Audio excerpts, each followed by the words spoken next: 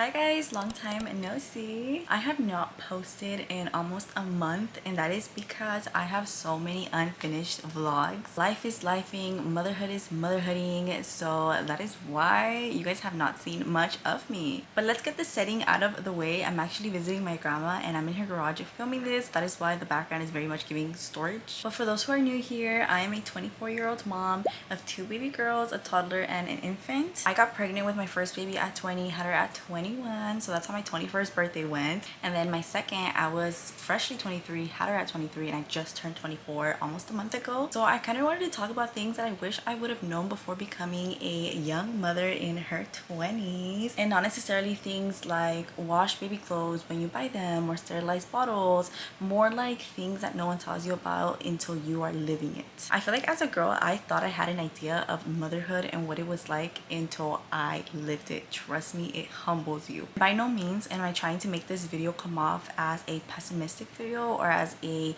I hate being a mother video or as a I wish I would have done things differently.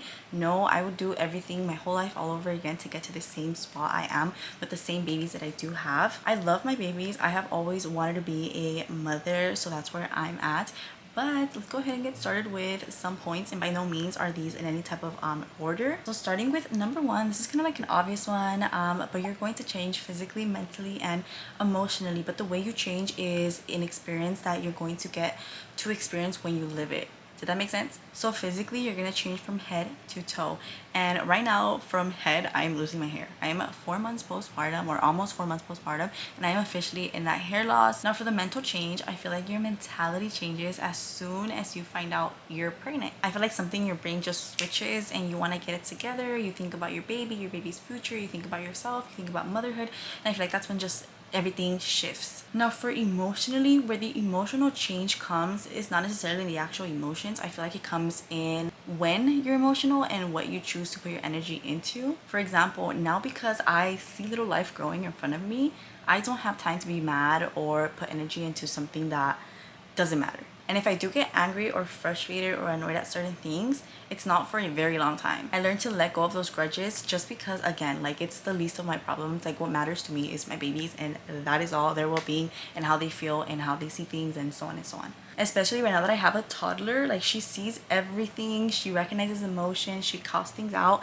So it's very much scheduled and at the right time, at the right moments. And I'm not saying like don't show any emotion in front of your children. No, I just feel like I don't want to desensitize her to think that her mom crying is normal, especially like if she's mad, or her mom being mad is normal, or her mom being an angry person is normal in her little eyes. Even though I'm not like an angry person or whatever, I just want her to see like mom's angry, you know? I don't know.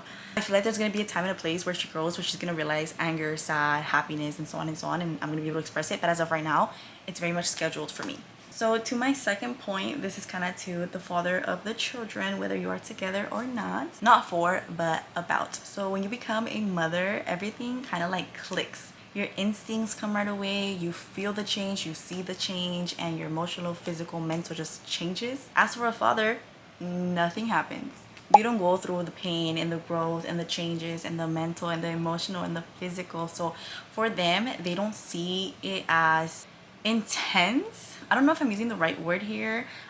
Basically what I'm trying to say is that for some dads, not all of dads, but some dads, it doesn't click right away. Their father instincts don't come in right away. And I personally think that is why a lot of parents, it's a very vulnerable moment and they split up, because there's like that lack of connection, or there's like no understanding. Like the father doesn't understand how a mother is feeling, and a mother doesn't understand why the father is not feeling the same thing the mother is feeling. And I personally did go through that. I feel like it did, by no means am I shitting my baby daddy, no. I'm just saying we did go through that, and I feel like it is kind of, I don't want to normalize it because it's not like normal, but it does happen. I feel like the father of my children, he did take, like we did bump heads because I wanted him to get it right then and there. Like I wanted him to be a dad like day, well, he was the dad day one, okay? But like emotionally, physically, mentally, I was not understanding why he wasn't getting it, and I wanted him to get me, to get how I was feeling, and he just didn't. And now we are 2 babies later, and he definitely has fallen into his father role very beautifully. And by no means am I excusing irresponsibility. That's a whole different situation. Like I'm not saying like if your baby daddy doesn't help you, understand him. No, that is a whole different topic. That is something else. Do not excuse not him wanting to change diapers, him not wanting to pick up a bottle. That is not what I'm saying. I'm not saying that's they should be doing that. They are the father. I'm just speaking about them not understanding mostly mentally and emotionally like what it's about. So please do not get it twisted. I'm not excusing irresponsibility whatsoever. Number 3, which comes very early in to having your baby, mom guilt. Till this day, I have mom guilt and I've heard it's never going to go away. But those early days of mom guilt are so hard. So if you're in those stages, just know it's going to get a little bit better, but it's not going to go away. In the beginning, I would feel guilty for showering or doing my makeup or doing my hair or brushing my hair or painting my nails because I would think I was wasting time and not spending it with my child. And of course, the mom guilt now is different about different things. For me, for my toddler, mom guilt comes when like I'm too lazy to cook or I just didn't have time to cook and I take food out. I'm like, oh no, like I'm such a bad mom. I should have made something at home, you know, like little stuff like that. Or another example would be like when I even think about making plans without my children. Like I feel so much mom guilt because my baby should always be coming with me, you know, like little stuff like that. And when it comes to my newborn, I feel like I don't have the same mom guilt as I did when I first had my first child, but I still have it, of course. It is normal, it is okay, and unfortunately it's something that's never going to go away, as you know, I've heard. Something else is that you're gonna miss pre-baby you, and that is okay. That is normal. It is okay to mourn your old self. You're never gonna get her back. I mean, in every single aspect, like physically, mentally, and emotionally. You're gonna miss how you used to look. You're gonna miss the friends you used to have, because at that your relationships change. Whether it's like romantic or friendships, they're going to change. The priorities are gonna be different, and that is okay. That is life. I'm 24 years old and I still mourn 20-year-old, 19-year-old me. I used to complain about my body then, and now I miss it, you know? And that is okay. It is natural. Like I still find myself looking at old pictures and kind of like reminiscing on myself. With that being said, just don't be hard on yourself. It is normal. It is okay to mourn and miss yourself. You are in a new era and season in your life, and you know, it's okay. For the next topic, breastfeeding. Honestly, fed is best. I did both formula and breastfeeding. My first baby I formula fed. My second right now I'm breastfeeding, exclusively pumping to be more specific. I love both for different reasons. Let me tell you guys why I did both. For my first baby, as a first time mom, everything kind of gets thrown at you. Like everything is new to you. So you're kind of like a little bit overwhelmed, I would say. So trying to figure out everything on top of like my milk supply not coming in, me stressing about it, I just decided to do formula, which worked out for me as like a stress-free option. I did it for my mental health. It was so mentally draining to like try to figure everything out as a first time mom. It was so hard. So basically doing formula lifted a weight off my shoulders, and it worked out for us. Honestly, I am still kind of debating now into going into formula feeding with my baby right now. So this time around, the reason I did breastfeeding was because as a first time mom, it's hard, and as a second time mom, you kind of know everything, so you don't have as much as like stress or a lot on your shoulders. So I had time to figure out breastfeeding and what worked out for me and what to eat, and the lactation this, lactation that, latching and pumping and packaging and labeling or whatever. Both worked out amazingly, but the main reason I wanted to do breastfeeding even in the first time around was because it was free. And let me tell you guys, if you guys are also doing it for the same reason, it's free. Let me tell you guys, it is not free. It costs you your sanity, your time, your energy. Like, it is very much not free. It is very much mentally draining. That is why we're kind of like, well, me specifically is kind of debating on going to formula with my second baby right now. I'm still pushing through, but I do have my moments where I'm like in tears, especially for me right now, because my milk supply, like I have like a normal milk supply, and I feel like sometimes that's not enough for my baby. I feel like she wants more, and my milk supply isn't just doing its milk thing. Like, I'm not an oversupplier. Another tip or trick that I was always told was to, my hair's crazy, was to nap when your baby is napping. And as realistic and doable as that sounds, it's very much unrealistic, because who is gonna wash the laundry? Who is gonna do your clothes? Who is gonna cook? And of course, if you have your partner can help you out, but like to a certain extent, you still have to do like things, you know? Whether that is just go out and do groceries, go out and do your nails or whatever. Like, nap time is where it is basically your me time. I don't think I've ever taken their nap time for my nap time, and it's been rare for the most part. I just catch up on laundry or, you know, little things. Even if it's as little as like being on my phone, because I have no time to be on my phone when I'm with them. Even as little as that. Something else that I tell moms, and I say this because I was very hard on myself and I feel like complete poop. Basically, it is very much okay to not like or love motherhood, okay? And I'm not saying like it's okay to not love your children. No, that's not what I'm saying. Hold up. What I'm saying is like, you can love your children and love being a mom, but it's okay to feel sad and annoyed and overwhelmed. I feel like now, especially with social media, there's like this obsession with like mom life and not for everyone. Like, it's not like that for everyone. For example, for me in the beginning, I love my baby. I love being a mom to my baby and a mom, but I didn't love what motherhood came with. And now I'm in that point where like I love motherhood, and I love the like overwhelming moments. I love the overstimulation. Not that I love it, but it's just like now I can go through it, you know, and I'm fine. Like before, I used to have a whole breakdown. Like, is this is too much? But it is okay. Like, it's okay not to love motherhood, like the process, if you will. But by no means does that mean you're a bad mom, you know? That's another thing. No one's gonna prepare you for the overstimulation, girl. Let me tell you. I didn't realize how overstimulated I got until I had children, and it's like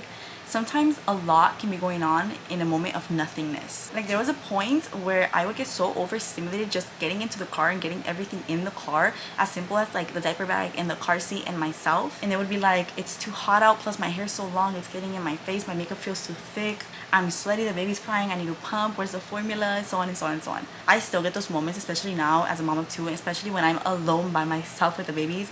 It does get a little bit overstimulating, and again, that is normal. And in the moment you feel like you're the only mom going through this, and you do feel like, I personally, for me at least, I do feel like I'm a bad mom for being overstimulated, but it comes with motherhood and it is normal. Like, I remind myself after the whole overstimulation, if you will, that it's okay, it's normal, I'm not the only mom going through it. Oh my gosh, this next one is a big one for me. Especially as a young mom, I feel like we try to prove to everyone that we're capable because we're so young. I feel like personally for me, I did not like taking help. I did not like asking for help because it would make me feel and seem like I was not capable of becoming a mother. I was scared of getting questioned on like, why did you have kids if you're gonna be asking for help or taking help, you know? But let me tell you guys something that I saw that changed my life forever. I saw a post on Instagram almost a year ago now that said, there's no trophy that exists for not asking for help. No one's gonna hand you a trophy and be like, here you go for never asking for help. That doesn't exist. Which is so, so, so true. And if someone is offering you help, take it. They're not offering you help because they're gonna use it against you or because they think you're not capable of. They simply want to help you because they love you and your children. And that took me so long to see. There was a moment, like, I don't know what it was, but I kind of felt attacked when someone asked me for help. Like, what, you don't think I'm capable? Like, no, I can do it. Like, back up. And I think that has to do with the fact that I'm like a young mom, so I didn't want to like prove them right, even though there was like nothing to prove. Just take the help, ask for help. The worst thing that can happen is they tell you they can't help, you know? And even then, like, if it's someone that you know loves you and your children, they're going to help you. And put your mental health first. If you need the help, ask. Trust me, you're going to appreciate it. You're going to feel good, and it's important for your children to have the healthiest version of yourself mentally, physically, and emotionally. It's way later. My camera ended up dying.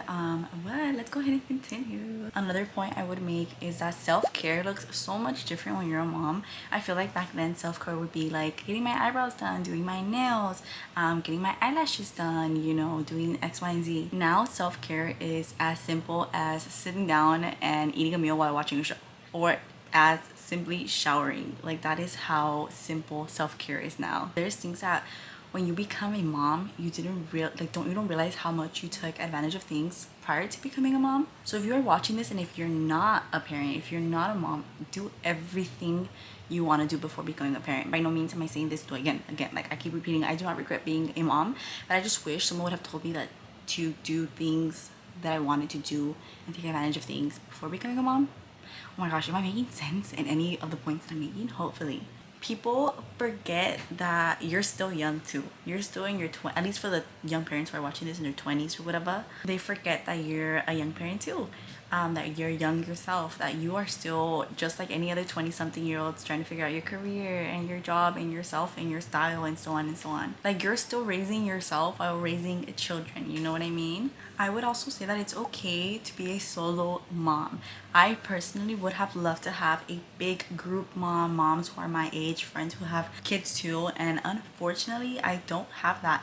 And that is because I'm an awkward mom. I'm an introvert. Like, I'm an awkward person as it is. Even to like prior to having kids, I didn't really have friends. But you know what? Your online friends count too. Like the moms you meet on TikTok, through social media, the people that you went to high school with who now you talk to online because now you guys both have kids. Like, those are also your community, you know? But if you don't have that, it is okay. It's okay to be a solo mom. Sometimes I kind of beat myself up because I see like people my age having their friend moms too, and I don't have that. But it is okay. Like, just because you don't have like other mom friends doesn't mean you're doing things wrong. You're just a solo mom like me.